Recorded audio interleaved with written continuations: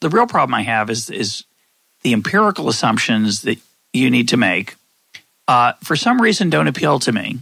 And they do tend to appeal to people who are the collectivists, right? So you just gave a couple. We could think of 10 more. Better schools, better preschools, more training programs, greener this, reduce carbon dioxide emissions, stimulate the economy, reduce unemployment. And most of those things everybody agrees on would be good if they happened.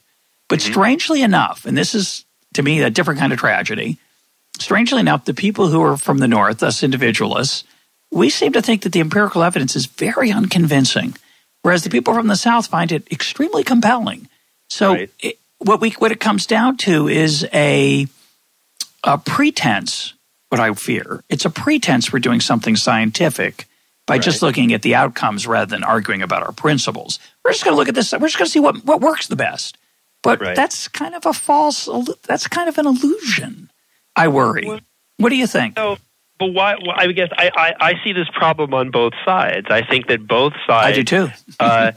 interpret the evidence. The evidence in social science is almost always ambiguous, and both sides interpret the evidence so as to support the kind of social policy that they intuitively favor.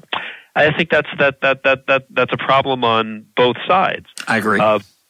But I think it's not an impossible task to actually sort out to sort out the fact from the bias. And the signal to noise ratio may be lower than we'd like, but I still think that there is a signal there. I think one thing that we can do, and this is one of the major practical points in the book, is to not think of these social problems when we're really trying to have an honest discussion about it in terms of rights.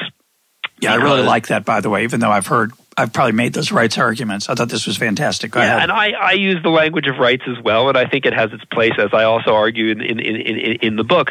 But if something becomes a matter of right, so take capital punishment, it's the public's right to see justice done, which means having the person killed, or capital punishment is a violation of human rights, as Amnesty International says.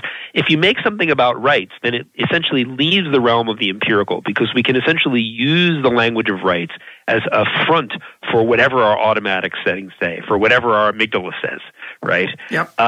And so, one way to try to make progress from both sides is to say, okay, we're not going to discuss these problems in terms of absolute rights, because we have no way of figuring out what rights people really have in some ultimate metaphysical sense. And instead we can ask, which kinds of policies actually work? And we can do that. A lot of these things are difficult because we can't do controlled experiments, because we're not rats living in a lab. We're people living in a society where it's almost impossible to do controlled experiments with things like the death penalty or stimulus. We can, right, but we can look at other countries, let's say, that don't have the death penalty, and say, well, do they have rampant murder problems? Or is there something fundamentally different about those societies such that it's something else that's making them relatively murder-free compared to the United States?